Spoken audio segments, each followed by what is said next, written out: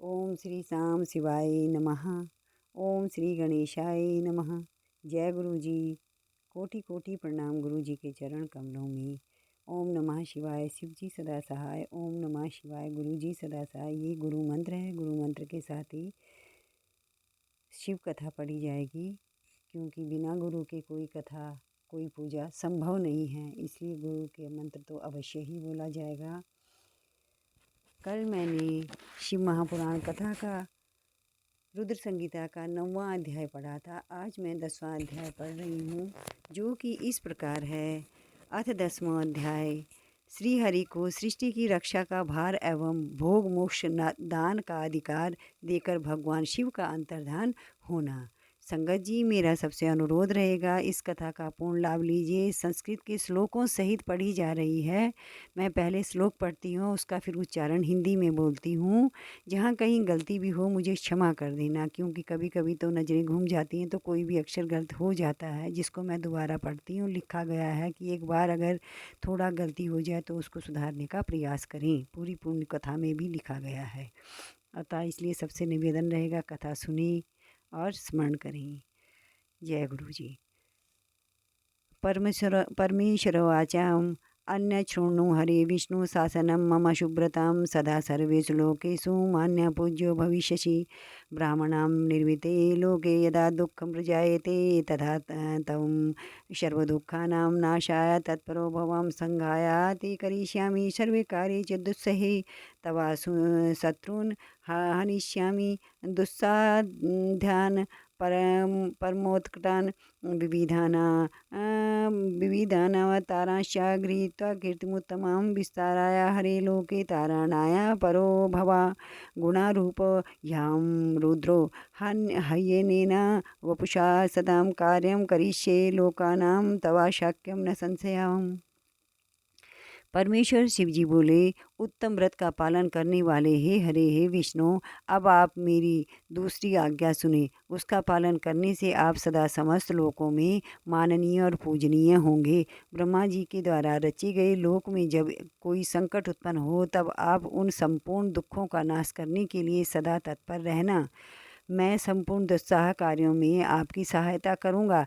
आपकी दुर्जय और अत्यंत उत्कृष्ट शत्रुओं को मैं मार गिराऊंगा। हे हरे, आप नाना प्रकार के अवतार धारण करके लोक में अपनी उत्तम कीर्ति का विस्तार कीजिए और संसार में प्राणियों के उद्धार के लिए तत्पर रहिए।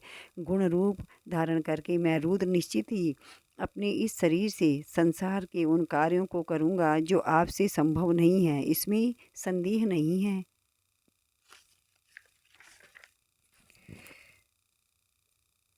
रुद्रे धेयो भवांश्यवा भवाध्येयो हरस्तथां युवान् योरन्तरं चैव तवा रुद्रस्य कंचनम्।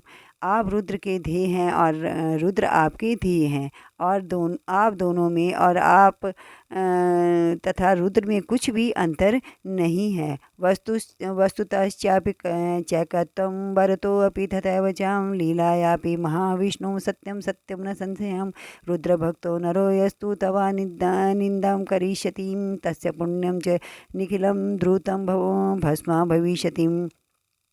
नरके पतनं तस्य तद्देशात् पुरुषोत्तमं मदाज्ञा भवेद्विष्णु सत्यं सत्यं न संशयम्। लोके अस्मिन् मुक्तिदोर्निर्णं भुक्तिदश्च विशेषतः ध्येया पूज्यस्य भक्तानां निग्रहानुग्रहो कुरु। हे महाविष्णु, लीला से भेद होने पर भी वस्तुतः आप लोग एक ही तत्व हैं। यह सत्य है, सत्य है, इसमें संशय नहीं है। जो मनुष्य रुद्र का भक्त होकर आपकी निंदा करेगा, उसका सारा पुण्य तत्काल भस्म हो जाएगा। हे पुरुषोत्तम विष्णु, आपसे द्वेष करने के कारण मेरी आज्ञा से उनको नरक में गिरना पड़ेगा। यह सत्य है, सत्य है, इसमें संशय नहीं है। आप इस लोक में मनुष्यों के लिए विशेषता भोग और मोक्ष प्रदान करने वाले और भक्तों के ध्येय तथा पूज्य होकर प्राणियों का निग्रह अनुग्रह कीजिए।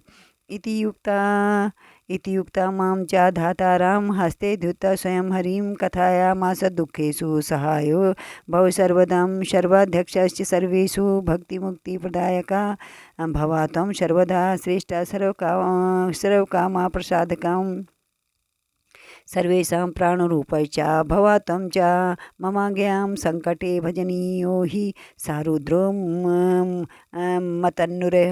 मतन्नुरहरिं त्वां या समाश्रितो नूनं मामेव स समाश्रिताम् अन्तरं यस्य स जानाति निरये पतितो ध्रुवम् आयुर्बलं शृणुष्वाध्यां त्रिदेवानां विशेषतः सन्देहोऽत्र न कर्तव्यो ब्रह्मा विष्णु हरात्मनां चतुर्युगसहस्राणि ब्रह्मणो दिनिमुच्यते रातिश्च तावतो तस्य मानमेतत् क्रमेण।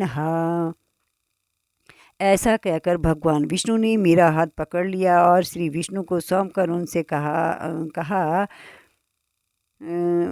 ऐसा कहकर भगवान शिव ने मेरा हाथ पकड़ लिया और श्री विष्णु को सौंपकर उनसे कहा, आप संकट के समय सदा उनकी सहायता करते रहें। सबके अध्यक्ष होकर आप सभी को भक्ति और मुक्ति प्रदान करें तथा सर्वदा समस्त कामनाओं की साधक एवं सर्वश्रेष्ठ बने रहें। हे हरे, यह मेरी आज्ञा है। आप सबके प्राण स्वरूप होइए और संकट काल आने पर निश्चय ही मेरे शरीर रूप उस रुद्र का भजन कीजिए जो आपकी शरण में आ गया। वह निश्चय ही मेरी शरण में आ गया। जो मुझ में और आप में अंतर समझता है वह अवश्य ही नरक में गिरता है। अब आप तीनों देवताओं के आयुर्बल को विशेष रूप से सुनिए। ब्रह्मा, विष्णु और शिव की एकता में किसी प्रकार का संदेह नहीं करना चाहिए। 1000 चतुर्युग को ब्रह्मा का एक दिन कहा जाता है और उतनी ही उनकी रात्रि होती है। इस प्रकार क्रम से यह ब्रह्मा के एक दिन और एक रात्रि का